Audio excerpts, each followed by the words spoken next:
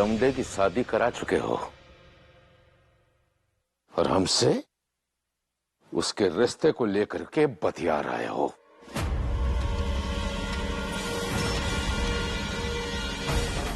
तो सरदार सिंह से होशियारी। औरंगजेब होगा भैया दरअसल। अरे चुप हो जाओ। अपने दर्द और अपने असल को अपने पास रख। ये तेरी खुशकिस्मती है कि हम दोनों के बीच पुराने संबंध हैं, वरना अभी तुम्हें और तुम्हारे परिवार को यहीं गाड़ देते।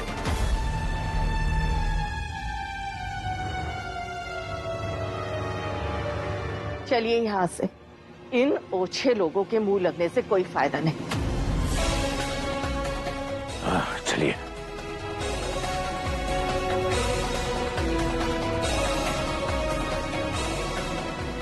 सरदार भैया,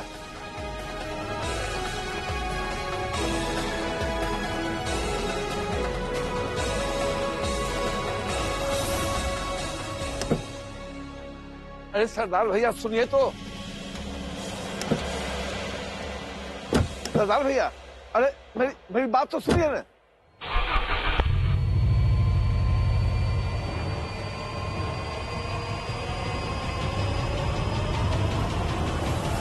तुम लोग तो मंदिर जाने वाली थी, वापस कैसे आ गई?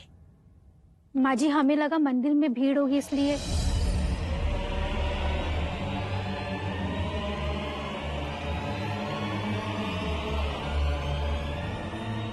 तमाशा बना रखा है।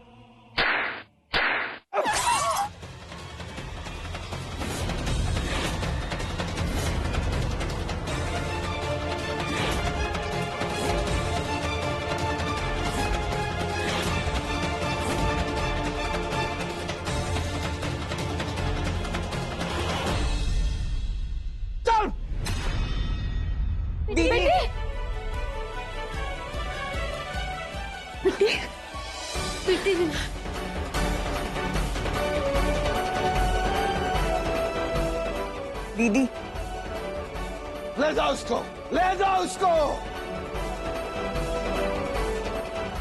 किसी पर हाथ उठाना कमजोरी होती है। नाराजगी किसी और तरीके से भी जताई जा सकती है। ए लड़की, जुबान मत चला।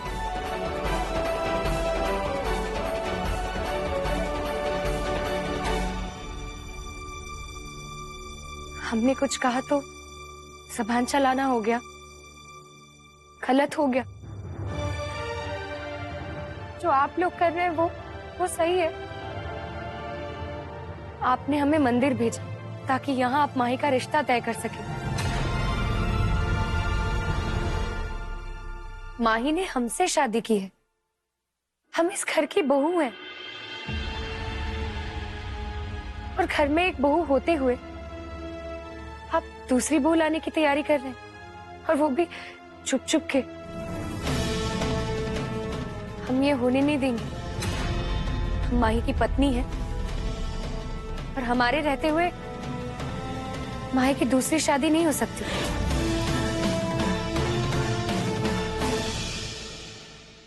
लेके जाओ उसको। तब ले जाओ उसको।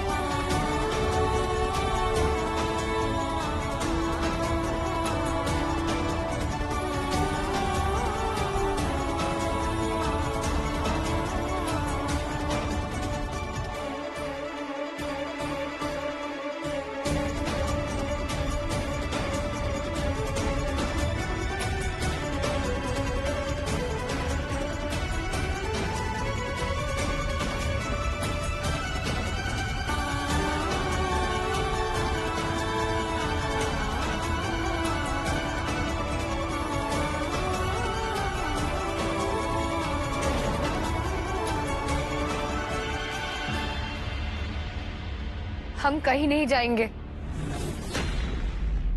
जब तक हमसे माफी मांगी नहीं जाएगी। हम यहाँ से नहीं उठेंगे। ना तो इस घर के अंदर कोई आ पाएगा और ना ही इस घर से कोई बाहर जाएगा।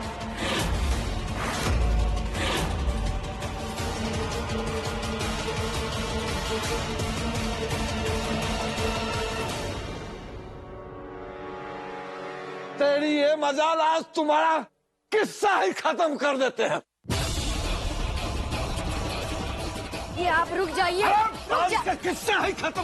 बस क्या कर रहे हैं आप? रुक जाइए। हम कह रहे हैं चलिए यहाँ से। क्या है ये क्या कर रहे हैं आप? छोड़िए, चलिए।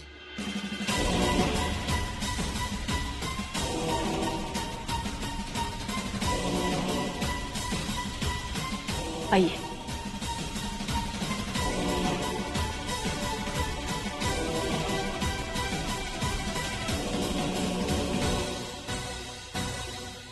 चिकने घड़े में पानी नहीं टिकता है। बेशर्मी की हद कर दी तूने। ए भगत, न कोई इसको पानी देगा न कोई खाना देगा। देखते हैं कब तक बैठती है यहाँ। और कोई अगर उसके पास गया तो हमसे बुरा कोई नहीं होगा। चलिए, आइए।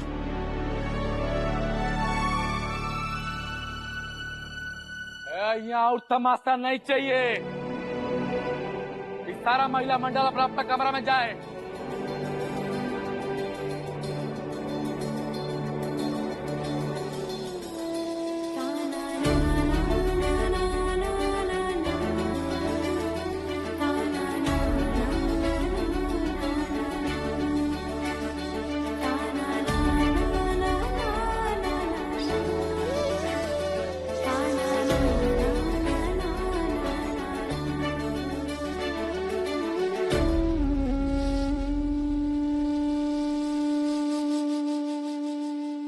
अभी हमें ना अपने आप पर बहुत गुस्सा आता है। ये किस तरह की जिंदगी जी रहे हैं हम लोग और किस माहौल में। अच्छा, तुम परेशान होकर अपना दिमाग मत खराब करो। तुम एक काम करो, तुम संगम जी को फोन लगाओ।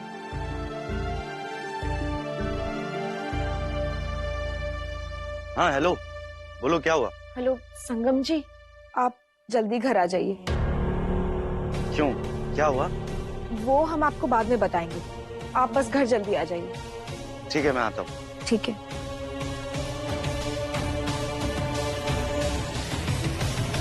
तुम ये सब क्या कर रही हो? इन लोगों ने गैर कानूनी तरीके से बंदूक की नोक पे शादी कर ली। इन पर थूकने की जगह तुम इनके घर में रह रही हो। मानते हैं बिट्टी कि तुम कुछ सोचकर ही यहाँ आई होगी, लेकिन इतना ऐतरा पैतरा क्यों अपनाना? सीधा चलो पुलिस स्टेशन, इनके खिलाफ कंप्लेन करते हैं। इन्होंने टोटल गैर कानूनी काम किया है, तो डरने की क्या बात है? और वैसे भी आजकल कानून लड़कियों के लिए बहुत सख्त हो चुका है। नहीं भाभी, हम कहीं नहीं जाएंगे, किसी के भी पास नहीं जाएंगे। बात हमारी अस्तित्व की है। हमारे स्वाभिमान पर प्रश्न चिन्ह लग गया है। क्या आप चाहते हैं हम जिंदगी भर लोगों के ताने सुनकर जिए? पुलिस के पास चले भी गए, फिर भी लोगों के सवाल आपका पीछा नहीं छोड़ेंगे। सबसे क्या कहिएगा? चले, छोड़िए, सबकी बात छोड़ दीजिए। जो पापा के साथ हुआ, आप लोगों के साथ हुआ, पिंकी के साथ हुआ, वो सब कैसे भूल जाएंगे? लेकिन दीदी, सल्यूशन क्या है? अपमान तो अभी भी तुम्हारा हो ही रहा है ना, और अब तो हद ही हो गई है। उन्होंने तुम पर हाथ भी उठा दिया। हाँ दीदी, बहुत गलत हो रहा है। और सोचिए ना, अगर इस बारे में पापा को पता चल गया तो उनको कितना दुख होगा। आप लोग यहाँ क्यों आए? हम लोग यहाँ क्यों आए, इसका क्या मतलब? हम लोग तुम्हारे अपने हैं, तुम्हारा परिवार है। हम लोग तुम्हारे साथ नहीं होंगे तो और कौन होगा? हम तुमको ऐसे अकेला कैसे छोड़ सकते हैं? काहे रोकली काशी की माँ? अरे आज उकड़ा उकड़म करते ना हम कि जीवन में कोई क्रिया करने लायक नहीं बचती। पहले तो आप शांत हो जाए। कहाँ शांत हो जाइए अम्मा? गुस्सा गुस्सा में काम हो जाता, सब एकदम करेक्ट हो जाता, और बाद में क्या होता है? बाद में समझौता वो हम कर लेते। तुम तो चुप ही रहो। क्रोध और अहंकार तो जैसे इस घर की परंपरा है, दिमाग से तो कुछ सोचना नहीं। अभी इस लड़की का छोड़ो, ये जो सामने मुसीबत आ खड़ी है ना, उसके बारे में सोचो। सरदार सिंह, उनकी नजर में हमने उन्हें धोखा दिया है। अपने शादीशुदा बेटी की शादी हम धोखे से उनकी बेटी से करवा रहे हैं, और ये बात उनकी नजर में बैठ गई है। हम कैसे निपटेंगे उनसे?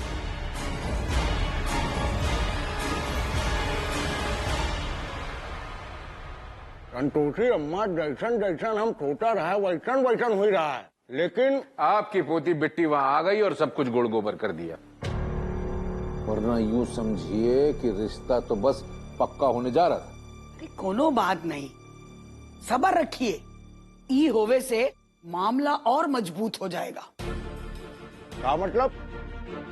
मतलब ई हमरे अगले कदम से ना सब कुछ रास्ते पे आ जाएगा। सारी बकैती भूल के ना वो लड्डू नतमस्तक हो जाएगा तुम्हारे सामने। ये अगला कदम क्या है? हमारा अगला कदम ये है कि अब आप ना लड्डू सिंह को फोन लगाओ। ये लो। अरे क्या बेफजूल का ये झंझट ठेल रही हो, हैं? अरे अभी तो इतना लंबा झगड़ा करके आए उससे, बस इतना समझिए कि उसकी खोपड़ियां नहीं फोड़ी हम। बस हमें यही तो लल्लन टॉप बात है। वो कहा है ना कि पेड़ के नीचे की जमीन गीली होके दलदली हो जाता है ना जब, तो पेड़ को गिरावे की जरूरत नहीं पड़ती, पेड़ खुद ही भर भरा के गिर जाता है। वही हालत है लड्डू सिंह की। देखिए आप फोन कीजिए, देखिए कैसा दौड़ा दौड़ा आता है आपके पास।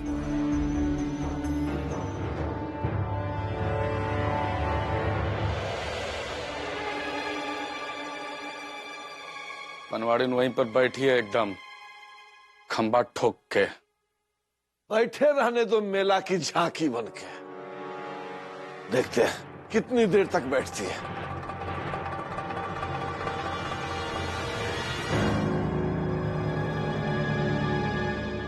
बिट्टी,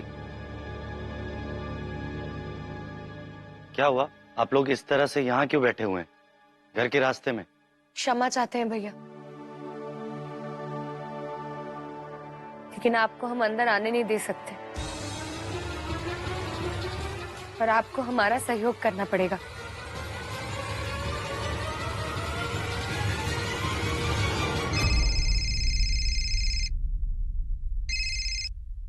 बोलो। बिट्टी के साथ हुआ क्या है? वो बोल रही है कि हमें घर के अंदर नहीं आने देगी। हेलो,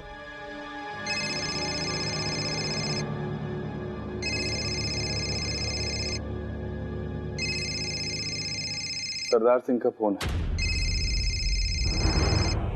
संगम, मैं बाद में फोन करती हूँ। हाँ। लादेव, उनको लगा है तमतमा करके गए हैं, अपना नाराजगी जाहिर करने के लिए फोन किए होंगे। लादो। फोन सबको सुनने वाली मोड पे डाल दो। हेलो हेलो लड्डू, अरे भाई तुम्हारी जिंदगी में इतना बड़ा हादसा हो गया। ये बात तो ऐसी है जैसे छक सफेदी से बिल्कुल घुप्पा अंधेरा हो गया हो। इतना बड़ा वज्र गिर गया तेरे परिवार पे, हैं? कैसे सा हो गए ये सब? अरे हमको बताना चाहिए था ना। हम जब तुम्हारे घर से बाहर निकले तो हम सोच में पड़ गए, बहुत सोचा कि आखिर लड्डू हमारे साथ गद्दारी कैसे कर सकता है। मन नहीं माना, तब हमने जाकर के बाहर से पता लगाना शुरू किया और सारा सच जो है पता लगाने के बाद हमारे सामने उजागर हो गया। तब हमें पता चला कि तुम्हारे साथ आखिर हुआ क्या है। अरे लड्डू, वो कल्याणी देवी के मोहल्ले में जो बुढ़िया रहती है, बहुत लपेटू है।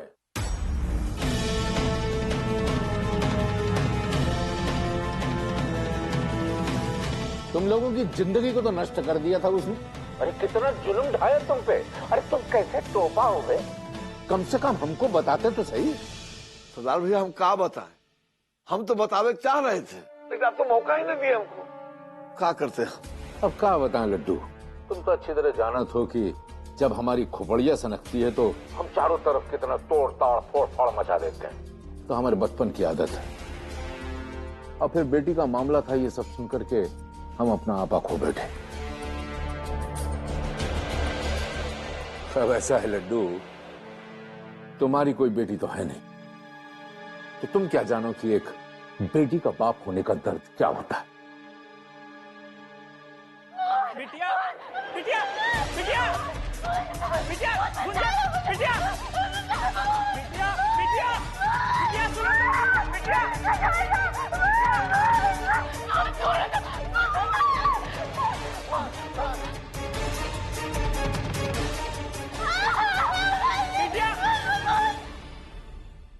क्या हुआ? पता नहीं, अचानक फोन कट गया। अब हम फोन कर भी रहे तो भैया उठा नहीं रहे। बाबूजी, किसी का चिचियाने का आवाज आ रहा था, मतलब एकदम जोर जोर से आ रहा था। जरूर वहाँ कोई कचवा कूट मचा हुआ। बेटिया बेटिया हमारी बात तो सुनो। बेटिया हम भूत नहीं है। बेटिया हम भूत नहीं है, हमारी बात तो सुनो। कहा हो गया बच्ची को?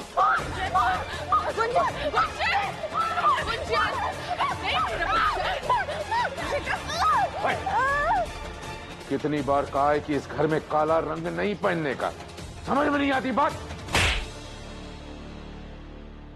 भैया जी ससुराल से मिला है। ससुराल से मिला, चाउदरा चाहिए। उधर उधर अभी कभी पढ़ साले को।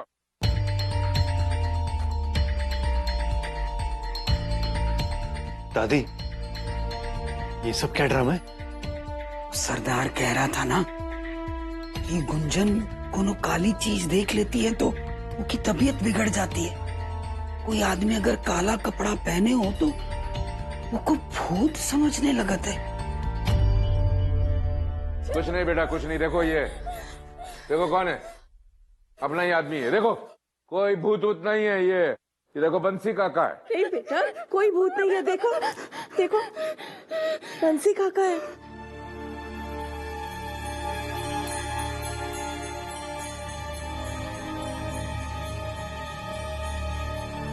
भूत नहीं है। बंसी है, बंसी। ये तो बंसी काका है। बंसी काका, बंसी काका है। बंसी काका, बंसी। ये तो बंसी काका है मम्मी। चलो चलो। वीरेंद्र, कहे थे ना हम तुमसे कि लड्डू सिंह ने हमसे उलझ के बहुते बड़ी गलती की है। तो अभी पगलैट की शादी ना हम माही से करा के लड्डू सिंह से अपना बदला लेंगे। लड्डू, अब रखो ही पगलैट को अपने घर बहू बना के और फिर निपटते रहना सरदार सिंह से बाद में।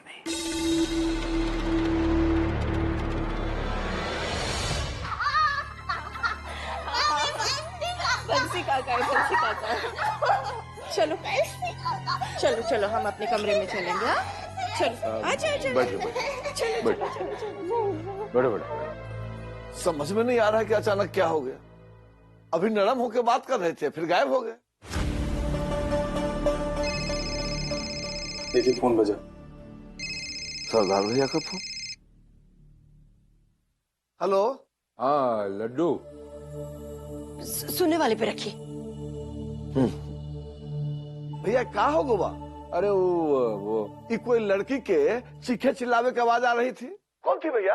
हाँ वो बिटिया, वो पागल है वो।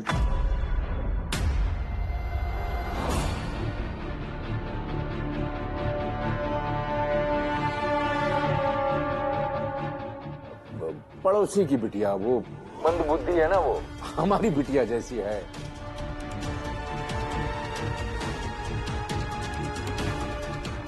संतान के दुख से बड़ा दुनिया में कोई दुख नहीं है। भैया उसके माता पिता तो बड़े कष्ट में होंगे। हाँ बस ऐसा ही है लड्डू, कष्ट में तो तुम्हारी संतान भी होगी इस वक्त।